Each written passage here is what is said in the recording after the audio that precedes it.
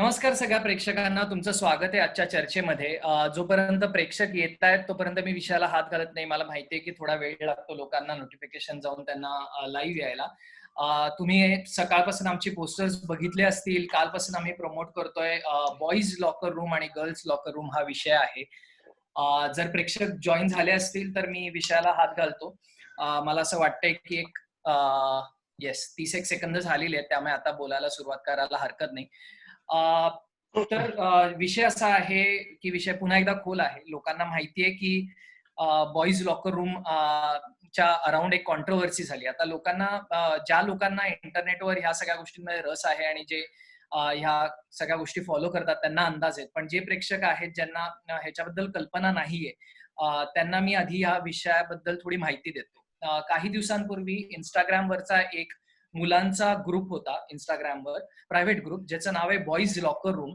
त्याच्यावरचे काही स्नॅपशॉट्स म्हणजे ते स्क्रीनशॉट्स घेऊन काही लोकांनी व्हायरल केले. अनेक मुलींनी त्यांच्यावर काही आरोप केले.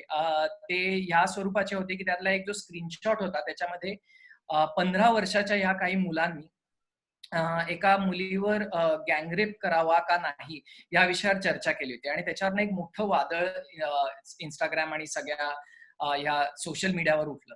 आणि तेव्हा असं झालं की त्याच्यामध्ये जी चर्चा होती ती अशी होती की आपण म्हणजे खरं तर त्याचे डिटेल्स फारच घोरी होते, पण त्या ग्रुपमध्ये आणखीन एक घटना घडत होती. ते म्हणजे मुलींचे फोटो शेअर केले जायचे आणि त्या फोटोंवर कमेंट्स व्हायच्या, अत्यंत बिभत्स कमेंट्स व्हायच्या किंवा त्यांच्याबद्दल चर्चा केली जायची. त्यांना बॉडी शेमिंग केलं जायचं, म्हणजे त्याच्या शरीराबद्दल चर्चा केली जायची. आता हे जेव्हा स्क्रीनशॉट्स रिलीज झाले तेव्हा अनेक प्रेक्षकांनी आम्हाला विनंती केली आपण ह्याच्यावर काहीतरी केलं पाहिजे विषय खोलतर्फे. पण कुठल्याही गोष्टीवर ताबडतोब रिॲक्ट होणं योग्य नाही. आपण आधी त्या गोष्टीचा थोडासा अभ्यास केला पाहिजे. काय नक्की झालंय त्याचा विचार केला पाहिजे. म्हणून आम्ही थोडे मागे थांबलो. तोपर्यंत आणखीन एक न्यूज आली, की ह्याच्यातला जो गँग रेपवाला जो स्नॅपशॉट होता, तो ॲक्चुअली Instagramवर झालेल्या चर्चेचा नव्हताच. तो Snapchat नावाच्या एका वेगळ्या सोशल मीडिया प्लॅटफॉर्मवर 2 लोकांमध्ये झालेलं संभाषण ह्या Instagramच्या ग्रुपवर कोणीतरी टाकलं होतं आणि त्याच्यावर एक वेगळी चर्चा झाली होती. आता तो जो स्क्रीनशॉट घेतला होता Snapchatवरचा, तो एका मुली आणि मुलामधला संवाद होता आणि त्या मुलीने म्हणजे त्याच्याच जवळच्या मैत्रिणीने, आपण गर्लफ्रेंड म्हणूयात त्याला आत्ता म्हणजे तात्पुरतं आपल्या त्यांचं नातं काय माहित नाही. पण तिने एक लॉयल्टी टेस्ट घेण्यासाठी नाव बदलून त्या मुलाबरोबर एक चर्चा केली होती. आता त्या चर्चेमध्ये त्या मुलानी अशा कुठल्याही कृत्याचं समर्थन केलं नाही हे दाखवणारा तो स्क्रीनशॉट त्यांनी Snapchatवरनं घेतला आणि ह्या Instagramवर बॉईज लॉकर रूमवर टाकला. आता एकीकडे त्या मुलांवर हा आक्षेप होत असताना दुसरीकडे ही बातमी समोर आल्याने अचानक चर्चा चालू झाली की हे काय चाललंय? मुलांवर का असा तुम्ही डायरेक्ट आक्षेप घेता? काही विचार न करता त्यांच्यावर अटॅक का करता? त्यांच्या मनस्थितीचा विचार करा. पण दुसरीकडे हेही तितकंच सत्य आहे की त्या ग्रुपवर मुलींबद्दल बॉडी शेमिंग होत होतं. जेव्हा ही घटना घडली त्याच्यानंतर उद्रेक म्हणून, राग म्हणून अनेक मुलांनी काही प्रायव्हेट फोटोज, काही प्रायव्हेट मेसेजेस त्या ग्रुपवर आणखीन शेअर करायला चालू केले. ते पब्लिक करायला चालू केले आणि हे सगळं एकदम कन्फ्युजिंग वातावरण तयार झालं. पण मुद्दा असा आहे की गँगरेप बद्दल चर्चा झाली होती का नव्हती किंवा बॉईज लॉकर रूममध्ये अशा गोष्टी घडतात का नाही घडत. त्याचबरोबर तिसरी एक गोष्ट समोर आली ते म्हणजे गर्ल्स लॉकर रूम नावाची गोष्ट पण एक्झिस्ट होते. पण ह्या सगळ्यामध्ये त्याला ब्लॅक आणि व्हाईट असं बघण्यात काहीच अर्थ नाहीये हे लक्षात आलं. ह्या सगळ्यामध्ये एक स्पेक्ट्रम आहे, एक खूप मोठा अंतर आहे 2 टोकाच्या भूमिकांमध्ये आणि ते पार करायला पाहिजे. त्याच्यामध्ये बाउंडरीज तयार केल्या पाहिजे. त्याच्यामध्ये काही स्वतःला मॉरल्स तयार करून घेतले पाहिजे आणि इंटरनेट हे आता काय म्हणतात नवं डेमोक्रेटिक फॉर्म आहे आणि त्याच्यातले रूल्स आणि नियम तयार होत आहेत अजून. त्यामुळे या सगळ्यावर एक चर्चा झाली पाहिजे आणि ती चर्चा सर्व दिशेने झाली पाहिजे. अशा दृष्टीने आम्ही हा लाईव्ह शो करायचा ठरवला आणि त्या दृष्टीने आम्ही 4 पॅनलिस्ट तुमच्या समोर आणलेत. हे कुठल्याही प्रकारचं डिबेट नाही, कोणीही भांडणार नाहीये, कोणीही कुठल्याही एकमेकांवर आरोप करणार नाहीये किंवा कोणीही कुठल्याही प्रकारे त्या मुला-मुलींवरही आरोप करणार नाही. फक्त त्यांची मनस्थिती आणि अशा प्रकारची प्रवृत्ती याचा आपण अभ्यास करायचा प्रयत्न करणार आहोत. तर माझं बडबड खूप झाली. आता मी त्यांना बोलवतो. मी आपल्या आजच्या 4 पॅनल्सला एक-एक करून त्यांचे कॅमेरेज ऑन करायची नीलला विनंती करतो. सर्वप्रथम आपण बोलूयात निराली भाटिया यांना. त्या स्वतः एक सायबर सायकोलॉजिस्ट आहेत. मुळात सायबर सायकोलॉजी म्हणजे काय हे मला अजून माहिती नाहीये, पण त्या स्वतः त्याच्याबद्दल नक्की सांगतील आपल्याला, आणि ते आपल्याला त्याचे डिटेल्सही सांगतील की त्याचा उपयोग काय आहे आत्ताच्या काळात, कारण अत्यंत महत्वाची गोष्ट आहे. दुसरे जे आपले आज पॅनलिस्ट आहेत आणि आपले पाहुणे आहेत ते म्हणजे हमीद दाभोळकर, डॉक्टर हमीद दाभोळकर. ते स्वतः मनसोपचार तज्ज्ञ आहेत आणि अनेक वर्ष या क्षेत्रात काम करतायत. तिसरी जी आपली पॅनलिस्ट आहे ती म्हणजे सई ताम्हणकर. तिच्याबद्दल मी काय बोलावं असं आहे. माझ्या मताने या पॅनलवरची सगळ्यात सुप्रसिद्ध व्यक्ती तीच आहे आणि she is a very very famous actor, ज्यांना जर चुकून माहिती नसेल त्यांच्यासाठी. आणि चौथी व्यक्ती या पॅनलवर आहे ते म्हणजे चेतन मुळे, आपला भाडीपाचा चेतन मुळे. हो, तो स्टँडअप कॉमिक तर आहेच, त्याबरोबर एक लेखकही आहे. त्यांनी अनेक भाडीपाचे स्केचेस लिहिलेले आहेत आणि आता नुकताच 1 वर्षापूर्वीच तो एका मुलीचा बाप झालेला आहे. तर त्याच्यामुळे त्याला ही जबाबदारी खूप चांगल्या प्रकारे आता समजतीये. तर असे 4 पॅनल्स आहे. सर्वप्रथम वेलकम, आणि तुम्ही भाडीपाच्या विषयखोलच्या या कार्यक्रमाला आलात त्याबद्दल खूप खूप धन्यवाद. आता मी खूप बोललो. सर्वप्रथम मी एक एक करून तुम्हाला फक्त विषयाला हात घालायला सांगतो की आपला आजचा जो विषय आहे त्याच्यावर. मी सगळ्यात पहिल्यांदा निरालीकडे जातो. जर का तुम्ही सांगू शकला बॉईज लॉकर रूम आणि त्याच्यावर तुमचा टेक. Thank you so much. आणि प्लीज मला एक्सक्यूज करा जर मराठी बरोबर नाही झाली तर. सॉरी प्रेक्षक एक कायम, सॉरी मी निराली इंटरप्ट करतो. प्रेक्षक एक कायम ते आम्हाला हे करत असतात की अरे त्यांना मराठीत बोलायला सांग, हे करायला सांग. बरेच वेळा असं होतं की मराठी भाषा ही पहिली भाषा नसते अनेक लोकांची. आणि प्लीज आता विषय महत्वाचा आहे, भाषा आपण समजून घेऊयात. ती जास्तीत जास्त मराठीत बोलायचा प्रयत्न करेल, तर जेवढं इंग्लिश येईल तेवढं समजून घ्या. काही लागलं तर आपण एक्सप्लेन. So thank you. पहिले आय विल ॲड्रेस, तुम्ही विचारलं व्हॉट इज सायबर सायकोलॉजी. तर सिम्पली पुट, इंटरनेट आणि सायबर स्पेस हा आता आपल्या जीवनाचा एवढा इंटिग्रल पार्ट झाला आहे. But how is it impacting human mind, behaviour and actions, ह्याचा जो स्टडी असतो त्याला सायबर सायकोलॉजी म्हणतात. So that is what is my area of work. म्हणजे today half of us live in internet space, specially लहान मुलं. आता शाळेची सुट्टी आहे, लॉकडाऊन आहे वगैरे, so they R all home spending a lot of time. आणि त्यामुळे त्यांच्या विचारधारा, त्यांचा बिहेवियर, त्यांचे ऍक्शन्स हे कसे बदलतात त्याचा अगदी डिटेल्ड एनालिसिस करायचा हा माझा प्रयत्न असतो. कमिंग बॅक टू आजचा टॉपिक आणि तुमचा प्रश्न, that what is this whole episode about boys locker room आणि गर्ल्स लॉकर रूम वगैरे. तर मला जर सिम्पली बोलायचं असेल तर this is nothing but an एक स्पेस जिकडे आपसमध्ये मुलं किंवा मित्र मैत्रिणी वगैरे ते स्वतःची कल्पनाबद्दल बोलत होते. दे वर ऑल एक्सप्रेसिंग की yes, fantasies and this and that. फक्त फर्क एवढा आहे की हे आधीही होत होतं. आपण मोठे होतानाही हे अशी सगळी चर्चा असायची, पण it use to be within closed doors. आता इंटरनेटवर होतं आणि मुलांना असं कळत नाही किंवा त्यांना ते बिलीव्ह नाही करायचं आहे की what ever is on internet is not really very very secure आणि अनॉनिमस. त्याला पटकरून व्हायरल आणि पब्लिक व्हायला किती वेळ लागतो हे त्यांना कळतं, तरीही they want to ignore it. आणि दुसरं काय आहे की द वे इंटरनेट हा एंटायर वर्ल्ड किंवा पर्टिक्युलरली सोशल मीडिया ज्या हिशोबाने ह्या लोकांनी प्रोग्राम केली आहे, it is more of a social and psychological platform.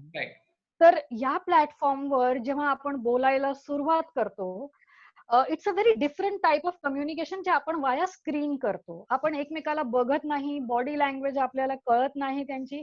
Just this is my perception, my emotions. मी बोलत जाणार आणि म्हणून हा screen, it allows us that space to unleash our deep dark side also. तर हे असले प्रकरण जेव्हा लोक असं काही बोलतात जे नंतर त्यांना कळतं की अरे मी एवढं सगळं बोलले. This is how the screen also impacts. So this boys locker room is also one of these examples of कसं ह्या लोकांना कळलं नाही where to draw a line and to what extent to go on verbalizing it. And the third thing is that internet has space is very genderless. So boys असो की girls असो, they all will use this space to express जास्तीत जास्त जे काही त्यांच्या मनात आलं ते बिंदास बोलतात, कारण ह्याच्यात समोर कोणी नसतं to make a judgement. So we don't have that fear of judgement की असं कोण माझ्याबद्दल काय विचार करणार. मी फक्त टाईप केलं आहे आणि जर मला असं वाटलं की कोणाला बरं नाही वाटलंय, I will put an emoji and saying just kidding. हा दिस इज द संवाद चा सार असतो normally on internet for lot of teenagers. आणखीन सो दिस इज आणखीन वेअर द म्हणजे इम्पॅक्ट. आम्ही पण ह्या सगळ्या फेज मधनं गेलोय. पूर्वी चॅटरूम्स असायच्या करेक्ट. आपण जेव्हा हे होतं तेव्हा, आणि त्याच्यामध्ये लोक म्हणायचे by mistake I sent. Yes yes. जेव्हा इमोजीज नव्हते तेव्हा it use to be by जेव्हा आपण मिस्टेक म्हणायचो अँड अरे चुकून किडिंग. पाठवला, तुला नव्हता. करेक्ट. ऑब्विस आहे, हे नॅचरल आहे, हे सगळ्यात महत्वाचं समजून घेतलं पाहिजे. पण अर्थात त्याच्यासाठी आपल्याला स्वतःला मॉरल बाउंड्रीज तयार करणं तितकंच महत्वाचं आहे. हेही त्यातला एक महत्वाचा भाग आहे. मी आता सईकडे वळतो.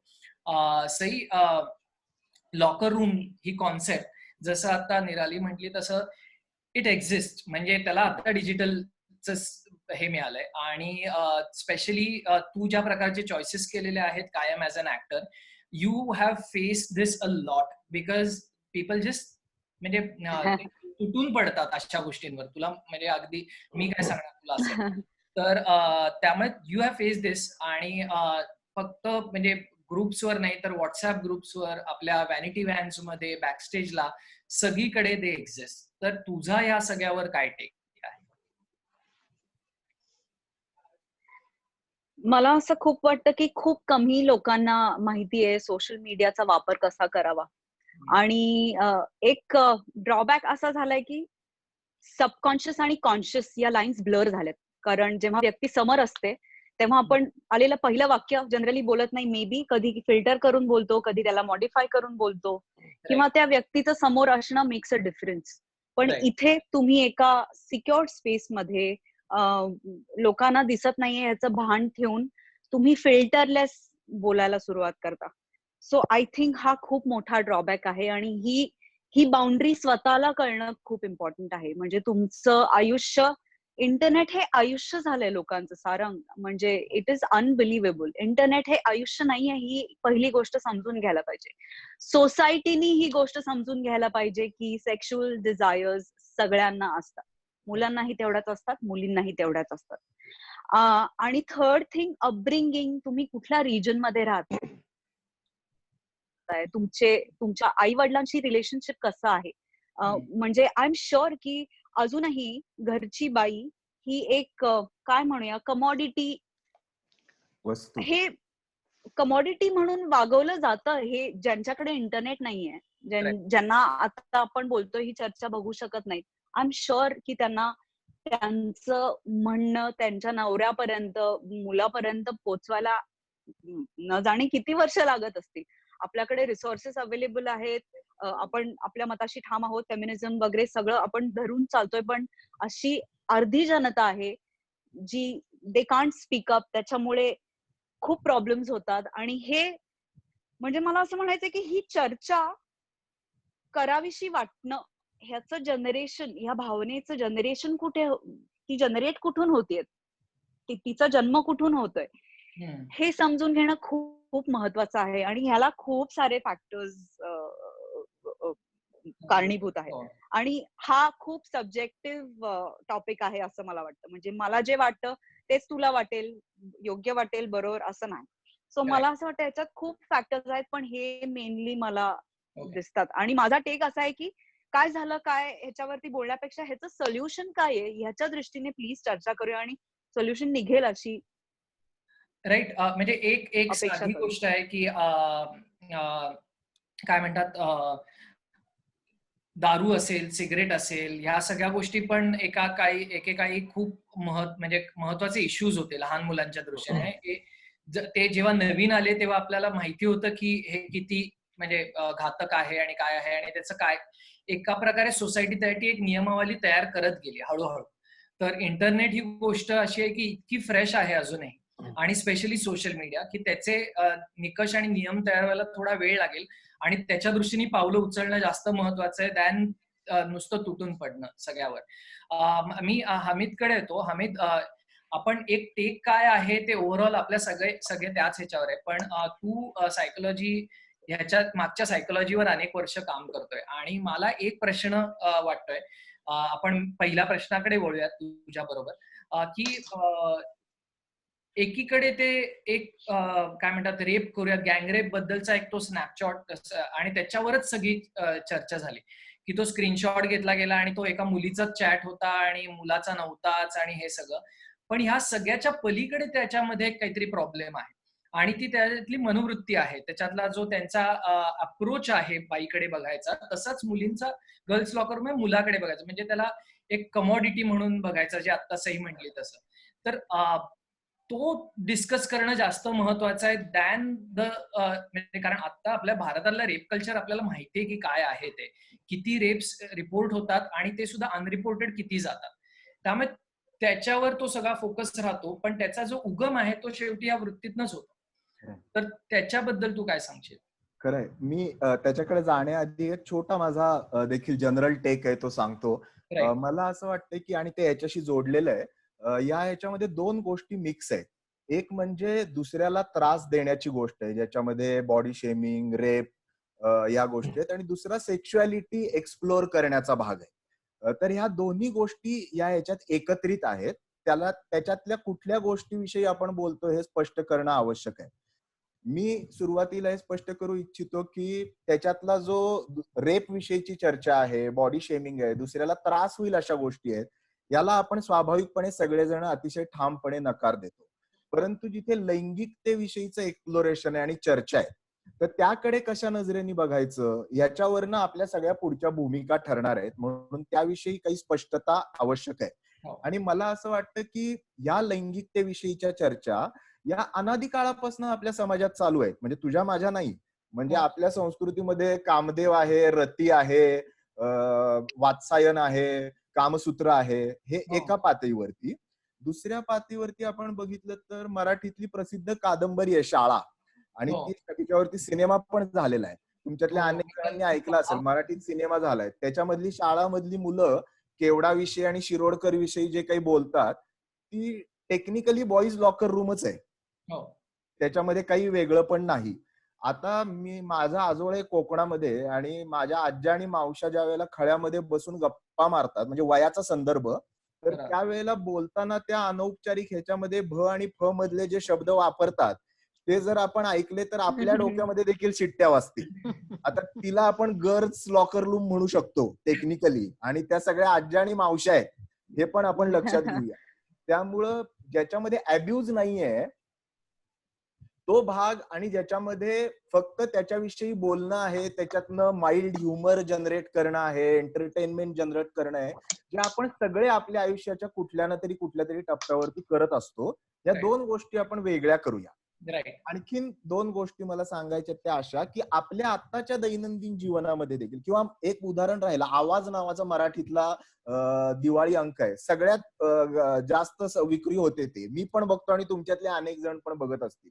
अक्रॉस द एज असलेल्या लोकांची ती बॉईज लॉकर रूमच आहे. त्याच्यातली रंगचित्र जी काही असतात त्यात शोषण नाहीये, परंतु लैंगिकता आणि त्या बाजूने केलेली शेरेबाजी आणि त्यातनं घेतलेली मजा.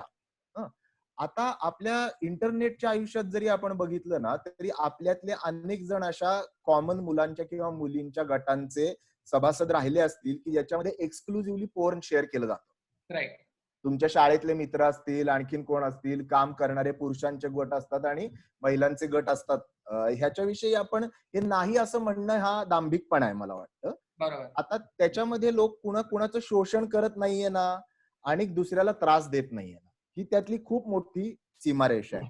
कॉमन ग्रुप असतात ज्याच्यात माणसं सेक्शुअल मेसेजेस पाठवतात, डबल मिनिंगचे मेसेजेस पाठवतात, बॉडी शेमिंग करतात. परत सीमारेषा तीच आहे की त्याच्यात दुसऱ्याला त्रास नाही होता कामा, आणि दुसऱ्यांनी त्रास होतोय असं म्हटलं तर तुम्हाला बॅकअप करता यायला पाहिजे.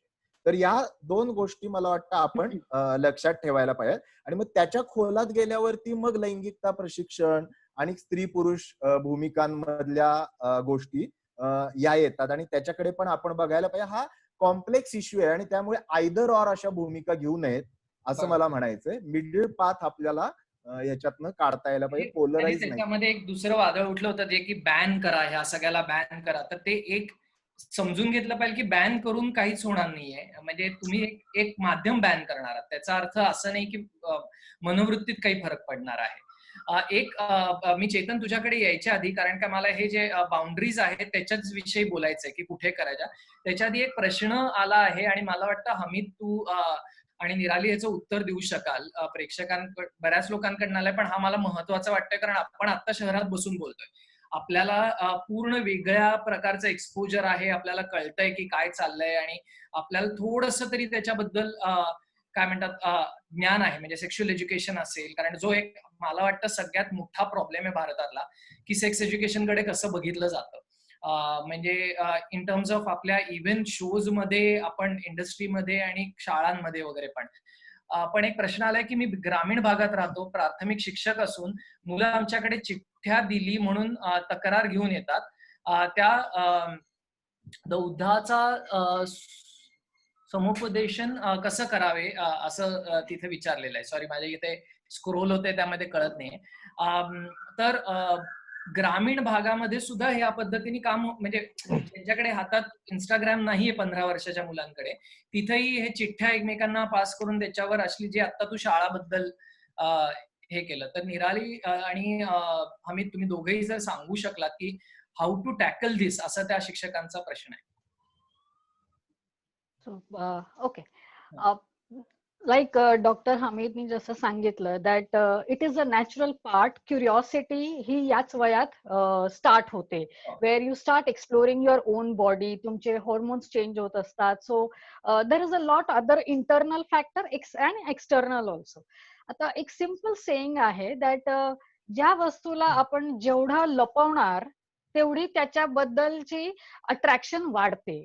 सर, जेव्हा एनिथिंग लाईक दिस कम्स अप, जर जसे ह्यांनी प्रश्न विचारले की आमच्याकडे अशा चिठ्ठ्या येतात वगैरे, sit across and take that point. काय होतं, आपण काय करतो नॉर्मली की काय नाही, आता तू लहानच जाऊ दे, मी नंतर सांगेन, तू थोडा मोठा होईल त्यावर सांग. आणि आपण त्याला मग तोपर्यंत काय होणार की मुलं तेवढा वेळ थांबणार नाही. ते आपसमध्ये ते डिस्कस करणार, कुठे इकडून तिकडून ऐकणार आणि स्वतःचे आयडियाज बनवणार. Instead this is the time हे फ्लॅग्स कधीही अननोटिस नाही करायचे. It could be as simple as, even जर मुलांनी असंही बोलणं सुरू केलं की हे इंस्टाग्राम काय असतं, don't tell them that no, तुम्ही मोठे होणार तेव्हा, टेल देम नाव. आणि जेव्हा तुम्ही इन्फॉर्मेशन देणार त्याबद्दल, तर तुम्ही राईटफुली राईट लँग्वेज वापरून त्यांना ते समजू शकता. So that is the best way to address it. Hamid, मी ह्या प्रश्नाचा एक भाग तुला विचारतो की ग्रामीण भागांमध्ये हा टॅबू पण असतो की मुलांशी अशा गोष्टींवर बोलू नये. म्हणजे तरी मी म्हणजे थोडंफार तरी आपल्याकडे माझे आई वडील ऐकून तरी घेतील थोडंसं, पण हा टॅबू असला जिथे आहे किंवा ज्या लोकांमध्ये, ज्या संस्कृतीमध्ये हा टॅबू आहे की ह्या विषयावर बोलायचंच नाही, तर त्यांना काय तू सल्ला देशील? खरंय, ही खूप महत्वाची गोष्ट आहे. आणि लॉकडाऊन सुरू होण्याच्या आधी साताऱ्या जवळच्या ग्रामीण भागातल्या शाळेतनं माझ्याकडे एक बाई आल्या होत्या. त्यांना अशी चिठ्ठी सापडली, सेम अनुभव आहे. आणि म्हणून त्यांनी शाळेतल्या सगळ्या मुलांचं सर्च केलं आणि वर्गामध्ये 50 अशा चिठ्ठ्या सापडल्या. आणि त्याच्यानंतर सगळ्या मुला मुलींच्या जोड्या केलेल्या होत्या. आणि हे पण मला वाटतं कॉमन आहे, त्यामुळे हे काही अनकॉमन राहिलेलं नाही.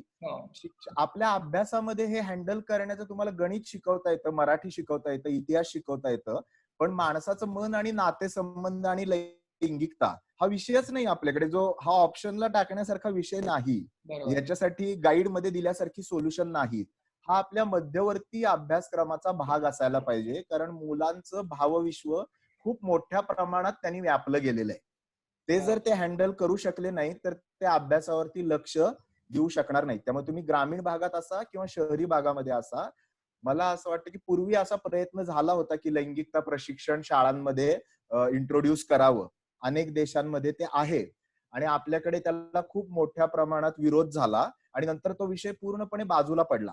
आता तर गेल्या 10 वर्षात ते इतकं पुढे गेलेलं आहे की तुम्ही डिनायच करू शकत नाही की याची गरज आहे. त्यामुळे मला वाटतं की एक ब्रॉडर सोल्युशन त्याचा असं आहे की त्याचा व्यवस्थित अभ्यासक्रम असायला पाहिजे. याचं काही 1-2 शब्दांमध्ये उत्तर नाही देता येणार आपल्याला.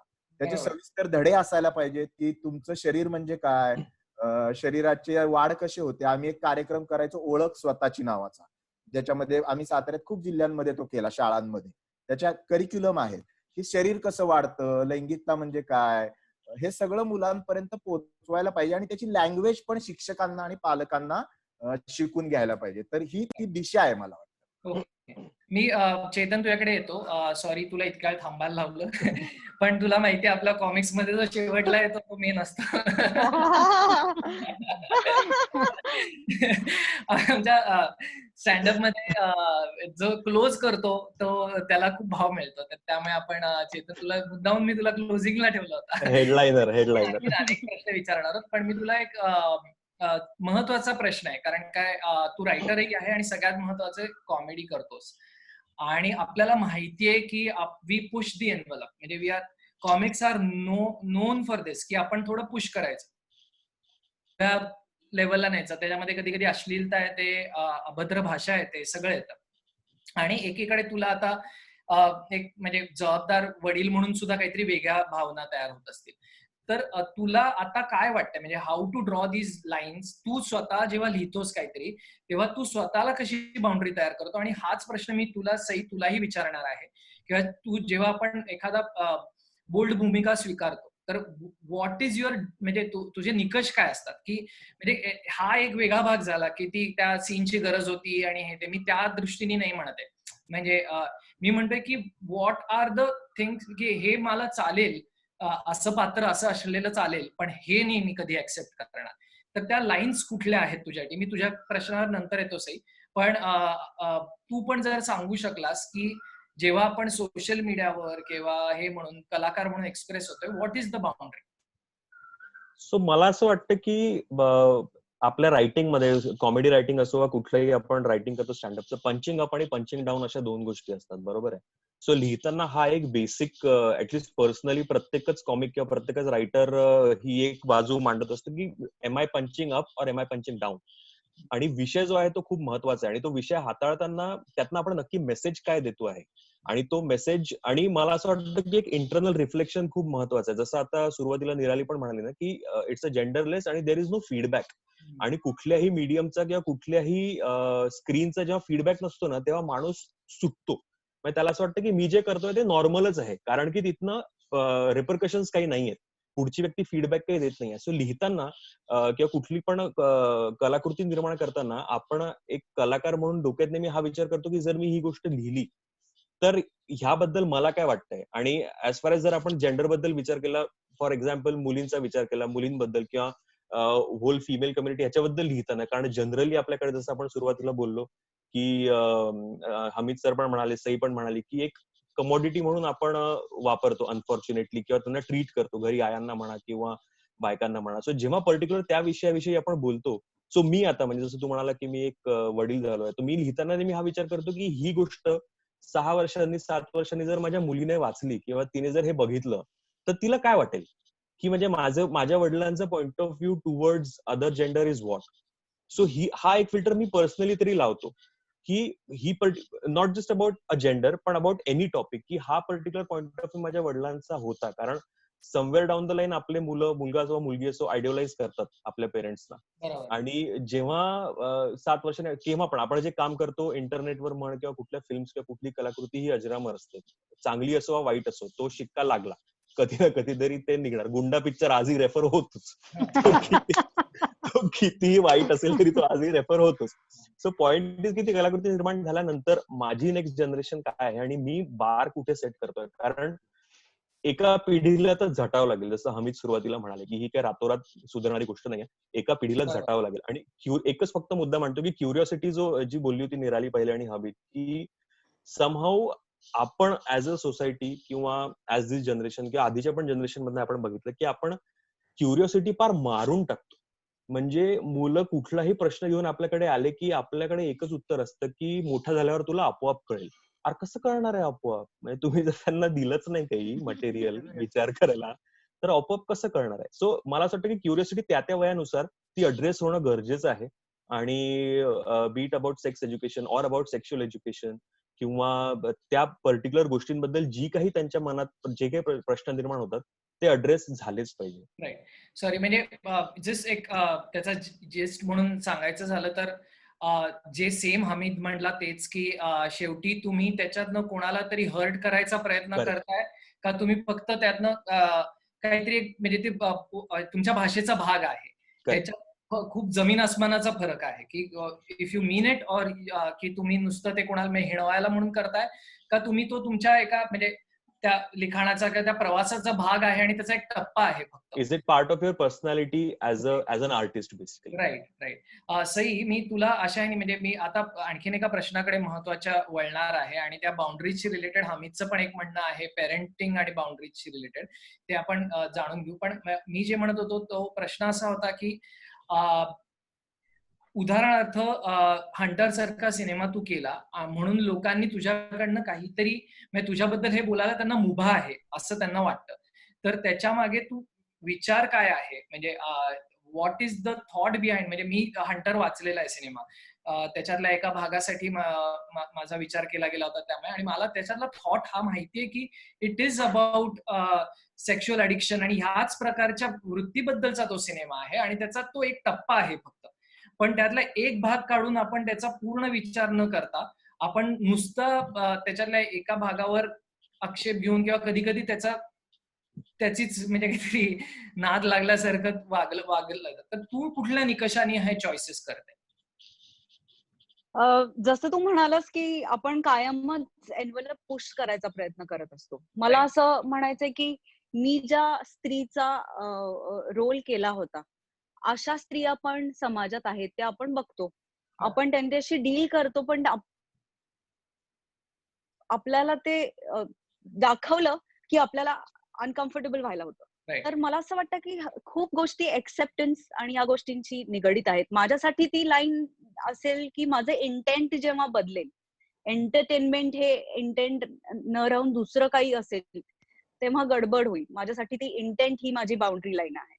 पण मला असं म्हणायचं 90% लोकांना हंटरच लक्षात ते ठेवतात, कारण इट इज अ सेक्स ही खूप अशी क्युरियस आणि सेक्स ही चेकाळणारी गोष्ट होऊन बसलीये. इट्स अ लोडेड वर्ड खरं तर. त्याचा हाही भाग आहे की सपरेशन आणि सोशल मीडियामुळे मला असं वाटतं की रिग्रेसिव्ह खूप गोष्टी पटापट येत आहेत. दुसरी वाईट गोष्ट की अर्जन्सी टू रिॲक्ट. म्हणजे मी कित्येक गोष्टी अशा बघितल्यात की सोशल मीडियाच्या वाऱ्यानुसार लोक वळतात. जर का सोशल मीडियाचं वारं या इश्यू या बाजूनी असेल वारं, तर ते त्या बाजूनी जातात. जे बॉईज लॉकर रूमच्या बाबतही झालं. एक्झॅक्टली. सो मला असं वाटतं की खूप गोष्टी आहेत. हा खूप इंटरकनेक्टेड आणि असा वास्ट विषय आहे. पण हे काही मुद्दे आहेत जे मला प्रकर्षाने वाटतात आणि मला असं वाटतं की मी कितीही चांगलं काम केलं तरी ज्यांना हंटर लक्षात ठेवायचंय ते हंटरच लक्षात ठेवणार. म्हणजे त्यांना मी काहीच करू शकत नाही. म्हणजे मी इंटरप्ट करतो. निरालीला काहीतरी तुझ्या पॉइंटशी रिलेटेड बोलायचं बहुतेक. नाही, ऍक्च्युअली मला what Chetan mentioned, I wanted to talk on that point. तो बोलला की त्यांनी खूप एक इम्पॉर्टंट पॉइंट केला की मी आज काय लिहिणार, ती जेव्हा माझी मुलगी मोठी होणार, ती बघणार आणि ती तेव्हा काय विचार करणार त्याबद्दल. हा खूप इम्पॉर्टंट पॉइंट आहे. So that's exactly the point I want to make की डिजिटल मीडियमवर आपण इतके सगळे फुटप्रिंट सोडतो. तुम्ही काहीही करता, तुम्ही कमेंट करा, तुम्ही लाईक करा, तुम्ही फॉलो करा, तुम्ही शेअर करा, व्हिडिओज अपलोड करा, हे सगळं ते make part of your digital footprints.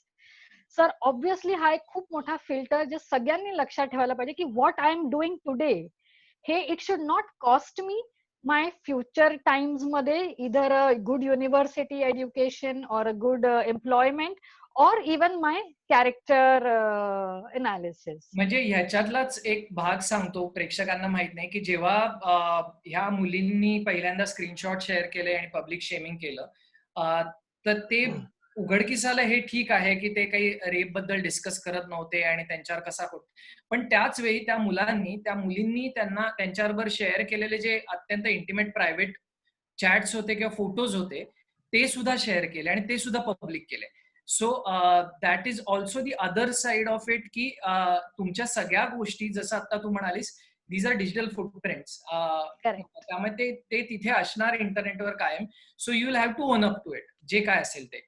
आणि असले केसेस येतात की मुलांचे सोशल कॉन्डक्ट इंटरनेटवर बरोबर नव्हते म्हणून त्यांचं युनिव्हर्सिटी एज्युकेशन रिजेक्ट झालं आहे, युनिव्हर्सिटी ऍप्लिकेशन रिजेक्ट और even for employment purpose. So it is already happening. असं नाहीये की पुढे जाऊन होणार. बरं. हमीद, तू मगाशी आपण जेव्हा तयारी करत होतो तेव्हा या विषयावर एक बोललास की त्याचं दुसरं टोक म्हणजे ड्रॉइंग द लाईन्स, ह्याचं दुसरं टोक हे पण नको की आपण सेक्शुअल सप्रेशन कडे वळत चाललोय, म्हणजे तर त्याच्याबद्दल तू काय म्हणशील? म्हणजे एक फक्त तिकडे जायच्या आधी सैनी आणि निरालीने जे मांडलं त्यातला एक छोटा मला मुद्दा ऍड करायचा आहे. जसं आपल्या समाजात एका बाजूला ऑब्जेक्टिफिकेशन केलं जातं, वस्तुकरण केलं जातं, तसं दुसऱ्या बाजूला आपला समाज फार गंमतशीर आहे. दुसऱ्या बाजूला मला असं वाटतं की हा समाज सनी लिओनीला नटी म्हणून स्वीकारतो. हे हे काहीतरी वेगळ्या पाहते, म्हणजे इतकं कॉम्प्लेक्स आहे ते की भारतीय समाजात सनी लिओनी ही नटी म्हणून स्वीकारली गेली तर म्हणजे लोक सेक्शुअलिटीकडे किती कॉम्प्लेक्स नजरेने बघतात हे पण आपण ध्यानात घ्यायला पाहिजे. तेव्हा आता एक इंटरेस्टिंग गोष्ट झाली, सॉरी मी तुला इंटरप्ट केलं, पण बिफोर यू कंटिन्यू, आता एक झालं की बिहारमध्ये लॉकडाऊनच्या काळामध्ये जेव्हा म्हणजे काय म्हणतात क्वारंटीन केलं गेलं इथून गेलेल्या लोकांना, म्हणजे वेगळ्या वेगळ्या राज्यातनं गेलेल्या लोकांना एका शाळेमध्ये ठेवलं होतं. त्या शाळेमध्ये लोंढा नाच झाला, म्हणजे ज्याला आपण ड्रॅग डान्स म्हणतो, की ड्रॅग म्हणून मुलं मुलींचे कपडे घालून नाचतात, ते त्यांना आणल्यावर सेलिब्रेशन म्हणून कल्चरचा भाग म्हणून झाला. सगळे सोशल डिस्टन्सिंगचे नाम सगळे हे तोडून, तर आपण हे स्वीकारतोय ह्या काळामध्ये.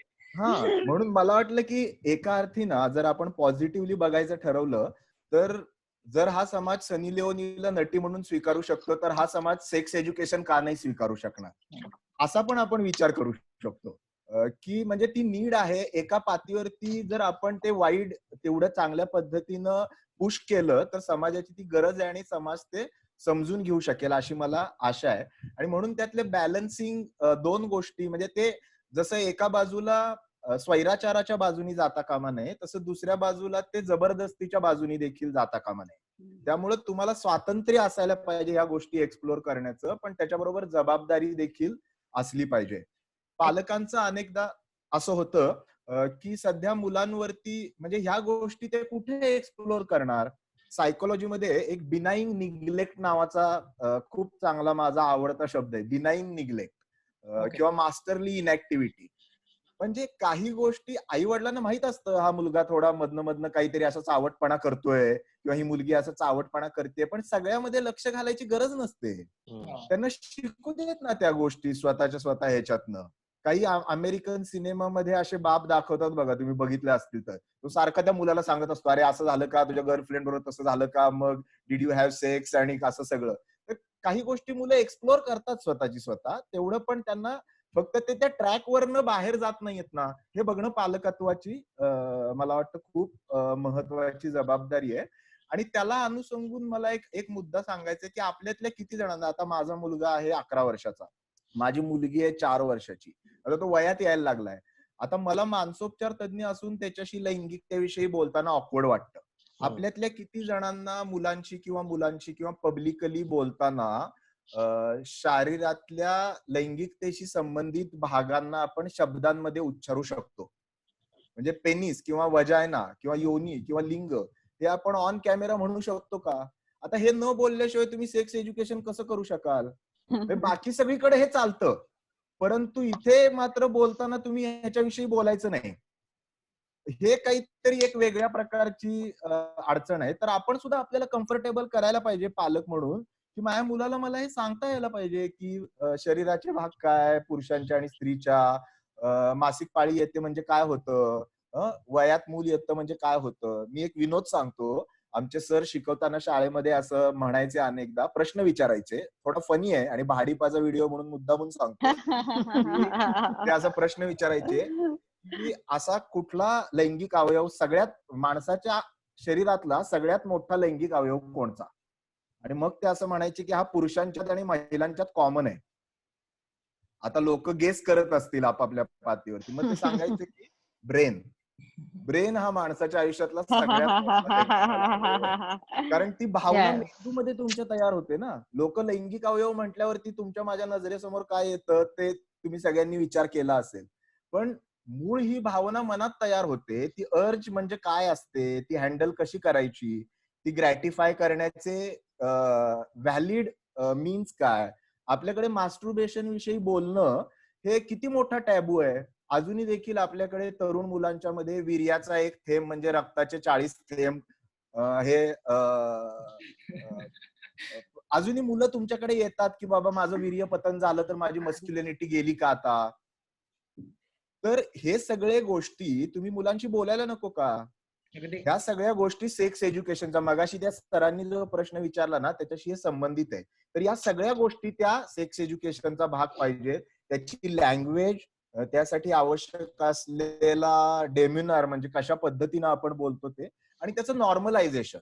आहार निद्रा भय मैथुनंच असं आपली संस्कृती सांगते ना. मैथुन हे आहार निद्रा आणि भय इतकंच महत्वाचं समजलेलं आहे. तर त्याच्याविषयी का नाही आपण बोलत, आणि ते पालकांनी आणि शिक्षकांनी दोघांनी समजायला पाहिजे असं मला वाटतं. हा सॉरी निराली, तुझ्याकडे यायच्या आधी मी एकच फक्त चेतन आणि सई हे जे डबल स्टँडर्ड्स जे ते आता मेन्शन झाले ते आपल्या इथे तर खूप आहेत. म्हणजे सईनी सई तू जर का कुठल्या तरी गोष्टीवर एक ठाम स्त्री म्हणून विधान केलं तर हेच तुझ्या विरुद्ध वापरलं जातं.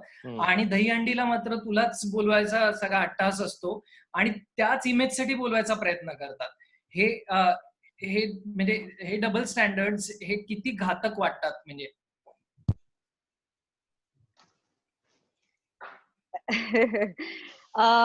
डबल स्टँडर्ड घातक आहेतच, पण कारण काय म्हणजे यू हॅव टू अशी लोक एक्झिस्ट करतात आणि ही वस्तुस्थिती आहे हे मनात ठेवून चालणे. आणि कुठल्याही म्हणजे मला असं वाटतं की कधी कधी कुठल्या गोष्टी मी स्वतःसाठी करते, त्याचं मला कोणाला एक्सप्लेनेशन द्यायला लागू नये असं मला वाटतं. पण पब्लिक फिगर असल्यामुळे जसं तू म्हणालास की लोकांना असं वाटतं की सगळ्याच एक्सप्लेनेशन आम्हाला पाहिजे, पण असं नाहीये. मला असं वाटतं की हा सगळा जो गुंता इथला आहे त्याच्यासाठी जनगणना कशी करतो आपण, तसं सरकारने काउन्सिलिंग कंपल्सरी करायला पाहिजे असं मला खूप वाटतं.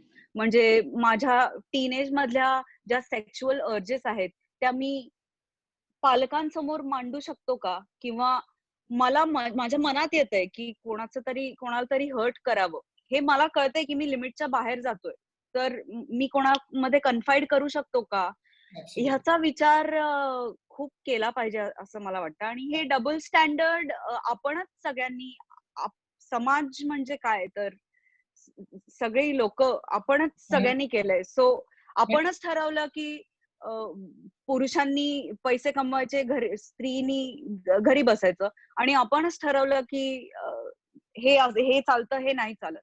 तर मला असं वाटतं की सगळं एकदा नील करून ना एकदा फॅमिली ट्री परत काढा आणि बघा नक्की कुठली गोष्ट कुठे आहे, कुठल्या गोष्टी.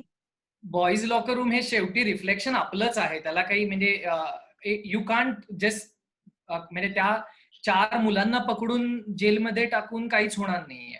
It is a reflection of what we are and what we represent as a society. त्यामुळे सॉरी निराली, तू हात वरती केला, तुला काहीतरी ऍड करायचं. सो जसं डॉक्टर हमीद बोलले की सेक्स एज्युकेशन इज खूप इम्पॉर्टंट, आणि अजूनही ऍज अ कंट्री आपण युनॅनिमसली हा फॉलो करू आणि make it part of our curriculum त्याला अजून. पण त्याबरोबर today it is very important की आपण इंटरनेट एज्युकेशन किंवा डिजिटल हायजीन याच्यावरही एज्युकेशन ऍब्सोल्युटली मॅन्डेटरी करू. कारण it is not now only remaining to sex education within the classroom. Internet वरून लोक त्यांना फ्रीमध्ये क्लासरूम्स भेटतात आणि ते तिथे जाऊन ते शिकतात. So it is important that along with that at least जर तुम्हाला सेक्स एज्युकेशन द्यायला लाज वाटत असणार मुलांना, at least start with digital education. त्यांना हे तरी सांगा की इंटरनेटवर कसली भाषा इज एक्सेप्टेड, कसली इज नॉट एक्सेप्टेड, काय याचे परिणाम होऊ शकतात. कारण मुलांकडे टेक्नॉलॉजिकल नो हाव आहे, पण त्यांच्याकडे ते विजडम नाहीये टू अंडरस्टँड की आम्ही लाईन कुठे ड्रॉ करायची किंवा याचे फ्युचरिस्टिक परिणाम काय होणार. So even significance on that, at least हा एक्सक्यूज नका देऊ that I can't do sex education, but then invest in digital education. Right. एक ह्याच्यातला एक दुसरा भाग असा होता की ह्याच्यामध्ये अत्यंत जेंडर बायसेस पण आहेत. म्हणजे एकीकडे आपण म्हणजे एक आमच्या ह्यानी चांगला एक मुद्दा मांडला होता जेव्हा आम्ही याची चर्चा करत होतो, की एकीकडे सिस्टमॅटिक मिसोजिनी हा एक त्यातला भाग असला, जसं आता सई म्हणत होती, तसं इम्परफेक्ट फेमिनिझम हाही त्यातला भाग आहे. म्हणजे एकीकडे आपले म्हणजे काय म्हणतात, पुरुष प्रधान संस्कृतीला विरोध करण्याचाही एक भाग आहे, आणि दुसरीकडे त्याला ज्या आपण चुकीच्या स्त्रीवादी भूमिका काही घेतल्या जातात कधी कधी, त्याच्यामुळे त्याला तडाही जातो या सगळ्या या प्रोसेसला.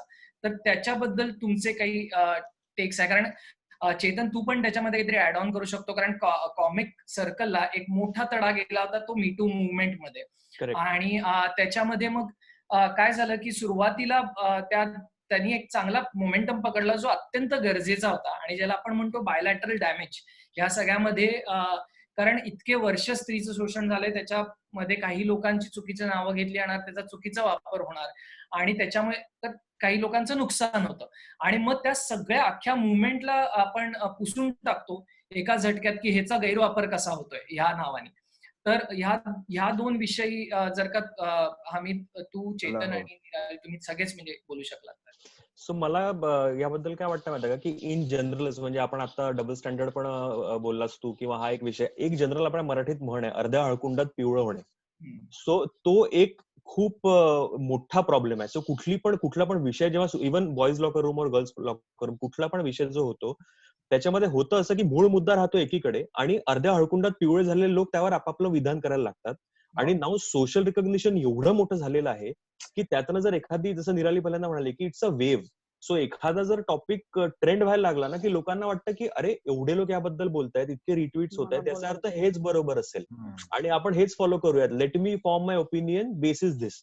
तो आणि म्हणजे मला असं वाटतं की again I go back to the curiosity, की एखादी गोष्ट झाल्यानंतर खरंच त्याचं मूळ काय आहे आणि ही गोष्ट नक्की का घडली आणि याची बॅकग्राऊंड काय आहे, हा जो सखोल जो अभ्यास किंवा जो विचार आहे ना, तो सध्या कोणाला करायचा नाहीये. कारण की सुरुवातीला म्हणजे जेव्हा इंटरनेट नव्हतं तेव्हा अभ्यास करणं कठीण होतं. लोकांना लायब्ररीत जाऊन जुने जुने पुस्तकं वाचावे लागायचे.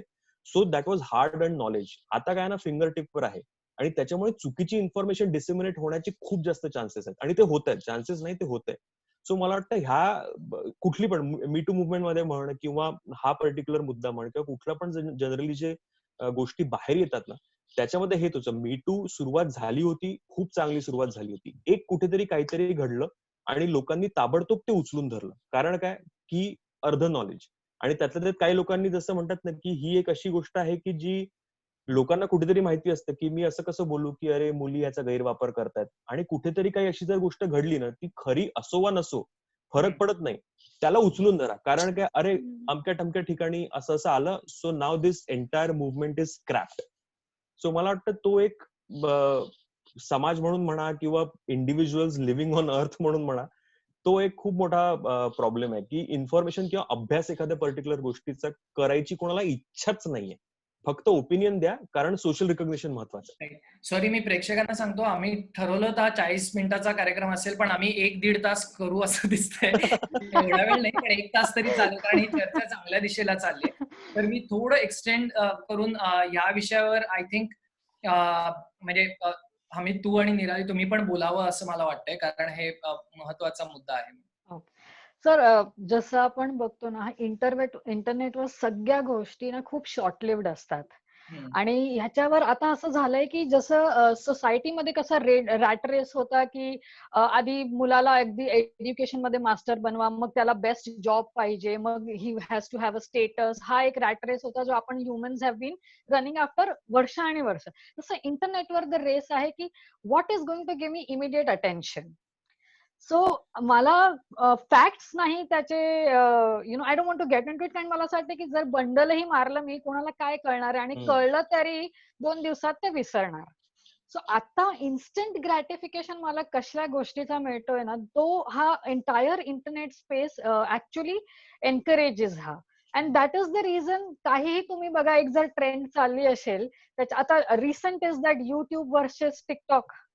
जर तुम्हाला माहित असणार दॅट त्याच्या नावाने किती लोकांनी काय काय as an organisation, anti cyber bullying organisation, मलाही मेल्स आले आहेत की मॅम ह्यानी याला असं बोललाय तुम्ही काहीतरी करा, त्याने त्याला तसं बोललंय तुम्ही काहीतरी. So everyone wants to involve themselves, कारण खूप इझी आहे. विदाउट एफर्ट आपण असं म्हणतो की हो मी पण ह्याला कॉन्ट्रीब्युट केलं. एक लाईक दिल्यावर किंवा एक शेअर केल्यावर किंवा फॉरवर्ड केल्यावरही आम्हाला असं म्हणजे सगळ्यांना असं वाटायला लागतं की oh yes I was also part of it.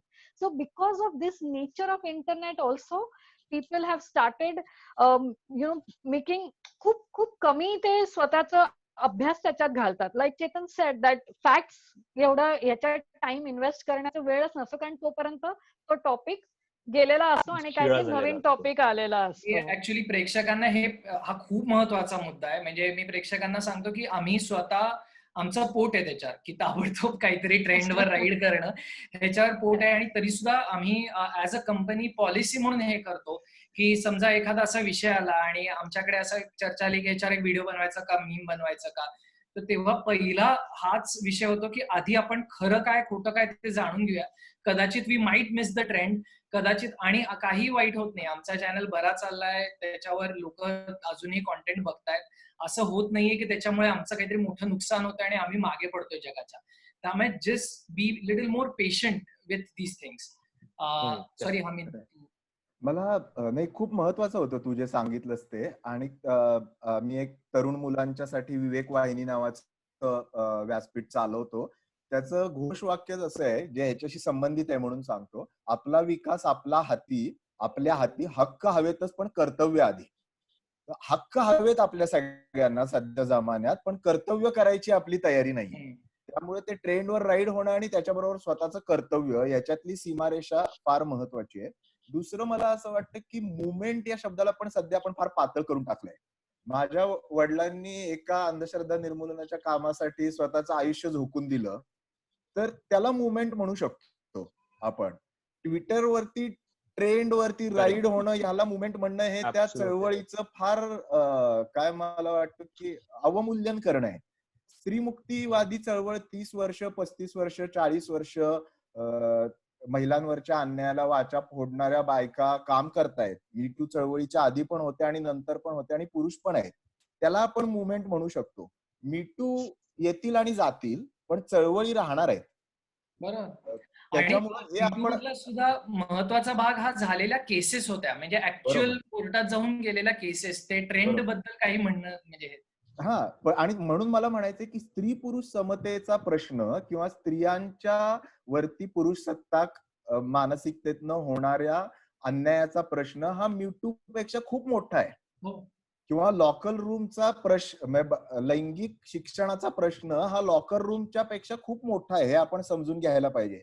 त्यामुळे ते अनेक शतकांमधनं निर्माण झालेले प्रश्न आहेत आणि त्यांच्यासाठी सातत्यपूर्ण दीर्घकाळ काम करायला पाहिजे. आणि ह्याच्यासाठी तुम्ही जे पॉज बटन दाबताय ते फार महत्वाचं आहे. त्याच्यासाठी मला 2-3 गोष्टी महत्वाच्या वाटतात. जसं लैंगिकता शिक्षण अभ्यासात येणं आवश्यक आहे, तसं स्त्री पुरुष समानता पण अभ्यासात यायला पाहिजे ना. बलात्कार हे बहुतांश वेळा आपल्या समाजात महिलांवरतीच होतात आणि डोमेस्टिक रेपचं प्रमाण पण खूप जास्त आहे.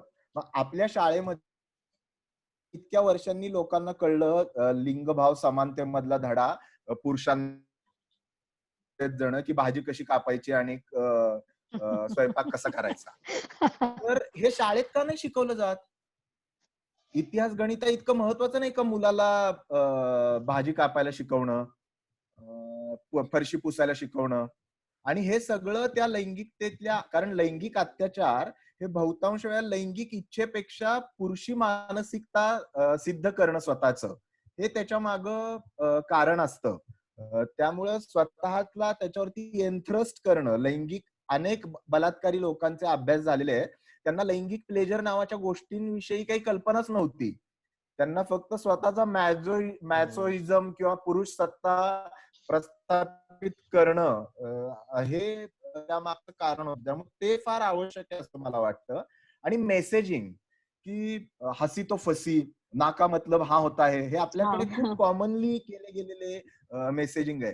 तर मला वाटतं त्या बाबतीत मीडियाला खूप करण्यासारखं काहीतरी आहे, जे मी टूच्या पलीकडे आहे. की ना का मतलब नाही होता है हा मेसेज सातत्याने जर मीडिया देत राहिलं, मला वाटतं पिंक हा त्याचं खूप चांगलं उदाहरण आहे. की एका टप्प्यावरती सेक्शुअल इंटरकोर्सच्या जरी कुठल्याही पार्टनरला असं वाटलं की मला याच्या पुढे जायचं नाहीये, तर त्या टप्प्यावरती देखील त्याचं स्वातंत्र्य हे महत्वाचं आहे. हा समाजातल्या प्रत्येक त्याला तिथनं मागं जाता येऊ शकतं हे स्वातंत्र्य मान्य करणारा समाज आपल्याला घडवायला पाहिजे. मी सॉरी इंटरप्ट करतो. तर मला सायली सोनावणे नावाच्या मुलीने लकीली हाच प्रश्न विचारला होता आता तुला टिंगच्या संदर्भात, आणि तो सईशी पण त्यांनी जोडला होता की जस्ट बिकॉज तू 1-2 सिनेमे असे केले जसं म्हणली की लोकांना तेवढंच लक्षात राहतं, तर that doesn't give anyone right की कोणालाही हा हक्क मिळत नाही त्यातनं की ते तुझ्याबद्दल जे हवं ते बोलतील.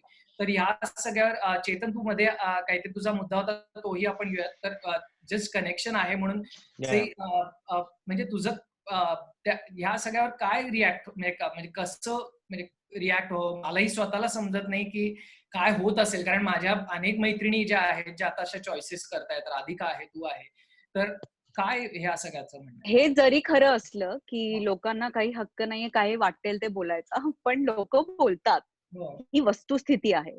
आणि त्याला फाटा देऊन आपण आपलं काम करत राहणे हा एकच उपाय मला दिसतो.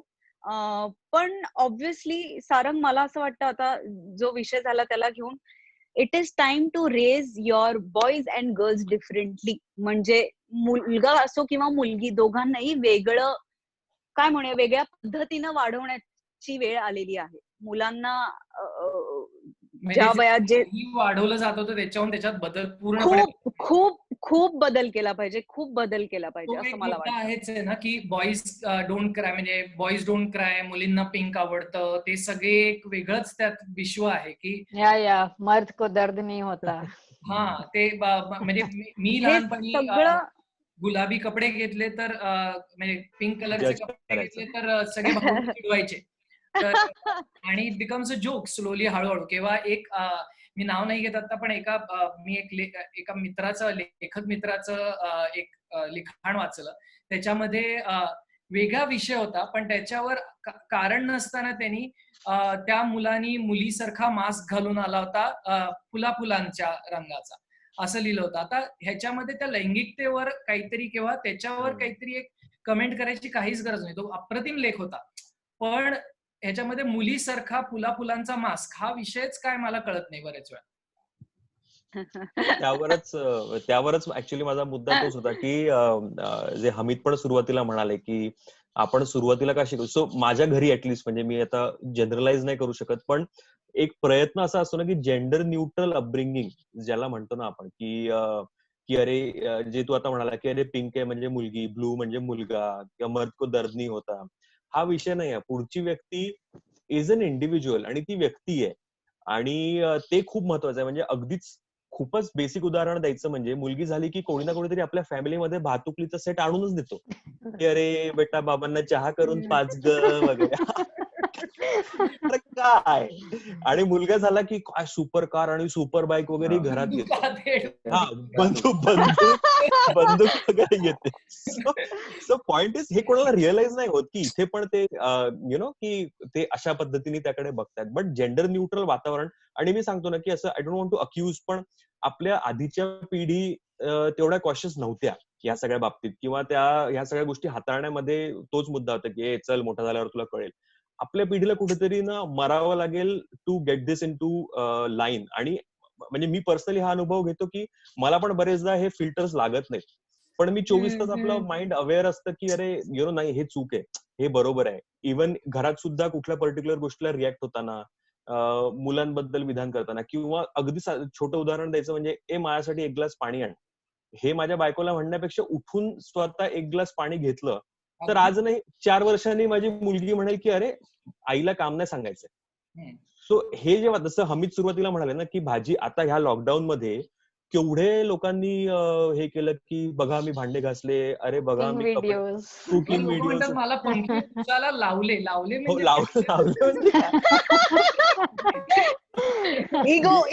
Ego main ego. Lots to unlearn. Sorry मी इंटरप्ट करतोय, पण आपल्याकडे लिटरली 10 मिनिटं उरले, कोलॅप्स होईल. तर मी 2 प्रश्न, एक हमीदला एक निरालीला विचारतो. हमीद, एक अनेक प्रेक्षक आणि पालक स्पेशली विचारतात पॉर्न बद्दल, पालकांनी कसं डील करावं, पॉर्न बघणे, पॉर्न कन्झ्युम करणे. आता हे मी म्हणजे ह्या वयात उघडपणे सांगू शकतो की मी त्या वयात असताना रेग्युलरली पॉर्न कन्झ्युम करायचो, पण हा भाग आहे, म्हणजे हा जगण्याचा भाग आहे अनेक तरुण मुलांच्या, आणि त्याच्याबद्दल काय तुझं म्हणणं आहे? मला वाटतं की हे आता आपल्याला टाळता येण्यासारखं नाही. पूर्वी ज्यावेळेला आपल्यातले अनेक जण लहान असतील त्यावेळेला कुठनं तरी VCR ची कॅसेट मिळवून ब्लू फिल्म बघायला लागायच्या मुलांना, आणि तरी पण ते बघायचे. आणि आता तर ते एका क्लिक वरती आलेलं आहे आणि ते तुम्ही कंट्रोलच करू शकत नाही. त्यामुळे जसं ते करोना सारखंच आहे. ते आता करोना तुम्ही नष्ट करू शकत नाही, तर you have to learn to live with it. तसं you have to learn to live with it. त्याचं ते प्रिन्सिपल आहे की, आणि त्याच्याकडे आपण लैंगिकता प्रशिक्षणाच्या दृष्टिकोनातनं बघावं. तो आपला ओपनिंग पॉइंट असू शकतो मुलांशी, कारण मुलांना युट्यूब वरती व्हिडिओ येणार आहेत, तुम्हाला फेसबुक वरती व्हिडिओ येणार आहेत, सर्फ करताना या गोष्टी येणार आहेत, आणि त्यातनं त्यांना त्याचं एक्सपोजर होणार आहे. त्यामुळं मुलांना म्हणजे आपल्याला स्वतःला ट्रेन करायला पाहिजे याच्या बाबतीमध्ये, की परत मर्यादा तीच आहे की कुणाला त्याच्यामधनं शोषण होता कामा नाही कुणाचं. आणि याच्याविषयी जगभरात डिबेट चालू आहेत की पोर्न वरती बंदी घालावी का ते योग्य आहे का अयोग्य आहे. आणि याच्याविषयी परत मॉरलिस्टिक स्टान्स घेणं हे अवघड आहे, कॉम्प्लेक्स विषय आहे. पण आपण कमीत कमी एवढं तरी म्हणू शकतो की ज्याच्यामध्ये क्रुएल्टी नाही, ज्याच्यामध्ये लहान मुलांचा वापर होत नाही, आणि ज्याच्यामध्ये दुसऱ्यांचं शोषण होत नाही, हे 3 पॅरामीटर आपण कायम स्वतःच्या मनात ठेवायला पाहिजेत. आणि आपली लँग्वेज डेव्हलप करायला पाहिजे की मुलांशी ते आपल्याला मोकळेपणाने बोलता येईल. नाही, एक महत्वाचा म्हणजे मी आता शेवटच्या भागाकडे येईन, पण एक स्टॅटिस्टिक्स सांगायचे म्हणून, सगळ्यात जास्त सर्च व्हिडिओज हे कुठल्याही रेप घटनेनंतर हे त्या रेपचे व्हिडिओ सर्च केले जातात. हे अत्यंत घातक आहे आणि दिस इज रिअली स्कॅरी. त्यामुळे अर्थात पॉर्न हा इश्यू आहे, पण त्याला पुन्हा आपण अख्ख्या चर्चेचा जो आपला विषय आहे तो की काळं आणि पांढरं असं बघू शकत नाही, कारण मॉरॅलिटी ही प्रत्येकाची वेगळी असते. त्याला एक समाज म्हणून एक वेगळे काय म्हणतात आपण सिस्टीम तयार करणं हा आपल्या हातातला भाग आहे, की त्याला एक सिस्टमॅटिक अप्रोच देणं आणि त्याला निदान काहीतरी निकष लावणं, बाउंड्रीज तयार करणं हा आपल्या हातात आहे. एक शेवटचा प्रश्न आहे निराली, तो तुला विचारतो की सगळ्यात महत्वाचं बॉईज लॉकर रूम आणि गर्ल्स लॉकर रूम, किंवा हे पॉर्न असेल कसं या, किंवा जे मी सई आणि चेतनला आमच्या इंडस्ट्रीशी रिलेटेड विचारलं, त्याला सगळ्यात महत्वाचा भाग जो आहे ते म्हणजे आपल्याकडे पूर्वी मीडिया ट्रायल्स तर प्रसिद्ध होत्याच पूर्वीपासून. आधीच डिक्लेअर करायचं की ह्यांनी गुन्हा केलाय, आधीच डिक्लेअर करायचं की हा आहे. पण आता सोशल मीडिया ट्रायल्स हा नवा एक मुद्दा चालू झालेला आहे. तर बिंग अ सायबर सायकोलॉजिस्ट, त्याच्याबद्दल तू काय सांगशील? जसं आतापर्यंत आपण जे सगळं बोललो आहोत की सोशल मीडिया ह्याच्यावर सगळ्यांना फ्रीडम असतो एक्सप्रेस करायचा, पण लाईक वी सेड, आणि प्लीज एव्हरीबडी शुड रिमेंबर की स्पायडरमॅनचे अंकलही बोलले होते की with freedom comes a very very big sense of responsibility. जर आपले कोर्ट ऑफ लॉज आज न्याय देतात तर then they stand by it, they are responsible, ते फॅक्ट्स इव्हॅल्युएट करून देतात. पण सोशल मीडियावर लोकांना इतकी घाई असते रिॲक्ट करायची, कारण हा एंटायर प्लॅटफॉर्म बनवलाच तसा आहे, it is very emotionally reactive. हा ना तुम्हाला वेळ देत नाही की तुम्ही लॉजिकली तो विचार करा, एनालिसिस करा, हे ते. आणि सगळ्यांनाही असं दाखवायचं की आम्ही पण ह्याच्यात वी आर अपडेटेड. आम्ही ह्याला सायबर सायकोलॉजी किंवा इंटरनेट स्पेस मध्ये ना एक टर्म आहे फोमो म्हणून, that it is fear of missing out. जर मी आज नाही याच्यात हे केलं तर that message is loss. Like ट्विटरवर जर ट्विट आला, मी आत्ता रिॲक्ट नाही केलं तर इट विल बी लॉस, अजून 10 ट्विट्स आलेले असतील. किंवा फेसबुकवर काय बघितलं आणि आता कमेंट नाही केलं तर अजून ते लॉस्टच होणार, कारण नवीन नवीन कमेंट्स आलेले असतील. मग ह्या because of this entire the whole the functioning of social media, लोकांना वेळ भेटत नाही की ते ऍक्च्युली बघणार की हा हे कितपर्यंत रिअल आहे, कितपर्यंत फॅक्च्युअल आहे वगैरे, आणि ते सिम्पली रिॲक्ट करतात विदाउट बिईंग रिस्पॉन्सिबल की मी जे करत आहे ते ऍक्च्युअल आहे की नाही. To give you very small example, काही दिवसापूर्वी इकडे मुंबईमध्येच आमच्याकडे केस आला होता वेअर 13 वर्षाचा एका मुलाला त्याचे काही फ्रेंड्स त्याचे टिकटॉक व्हिडिओजवर त्याला कमेंट करून त्याला टीजबुली करत होते. It was all happening in a close group on Instagram. म्हणजे ते डीएम वगैरे करून हे करत होते. Of course bullying is absolutely not right. त्या मुलांना एज्युकेट करायला पाहिजे. ते सगळे क्लासमेट्स आहेत. But because now there is time, सगळे इंटरनेटवर आहेत, so they are bullying him on internet. In return what he did to stand back against those bullies, त्यांनी काय केलं की त्यांनी त्या मुलांचं नाव वगैरे घेऊन ते स्क्रीनशॉट घेऊन त्यांनी ही सोशल मीडियावर ते व्हायरल केलं. नाउ दिस ऍक्ट मी हे लोकांना विचारते, इज इट राईट और is it wrong? He wanted to stand up against, की त्याच्याबरोबर जे होत होतं त्याला त्याच्या विरुद्ध बोलायचं होतं की लुक मला बुली करू नका. But the medium he chose की त्यांनी हे सगळं इंटरनेटवर घातलं त्या मुलांच्या नावाशी. ते पोस्ट गेल्यानंतर ते जे 4 लोक त्याला बुली करत होते, they have been bullied, sexually abused, threatened by another thousand आणि लॅक्स ऑफ पीपल. आणि हे सगळं मुद्दा, हे मुलं आहेत, 13-14 वर्षाची मुलं आहेत. They will again patch up, एकमेकाला सॉरी म्हणतील, they are studying together, everything will be fine, move on. पण इंटरनेटवर हा जो डेक्लरेशन झाला की हे 4 मुलं ऑफेंडर्स आहेत, हे they are rapist and they are sexually, हे त्यांना हे करायला पाहिजे, ते करायला पाहिजे, this is going to stay forever. आणि what has happened is our legal system जी आहे ती ऑलवेज आपली प्रवृत्ती तशी असते की क्रिमिनल घोषित करणं हेच नाहीये, त्याला आपण कसं चेंज करू. But when you start declaring people criminal on internet, तुम्ही त्यांच्या प्रवृत्तीला, लाईक मानसिक प्रवृत्ती, psychologically your damaging it so much की इवन देम काही चान्सच भेटत नाही. आणि see we cannot take away the fact की आत्ताचा जो जनरेशन आहे तो त्यांचा स्वतःचा would you call it as a character image, they analyse basis what is their social image on internet. आपण असं, I have a 15-year-old son, I can tell him की forget it what your friends think on internet. कारण मी मोठे होताना हा नव्हताच प्रश्न. तर माझा confidence was never shattered by इंटरनेटवर लोक काय बोलतात. बट आजच्या मुलांकरता दॅट इज व्हेरी इम्पॉर्टंट.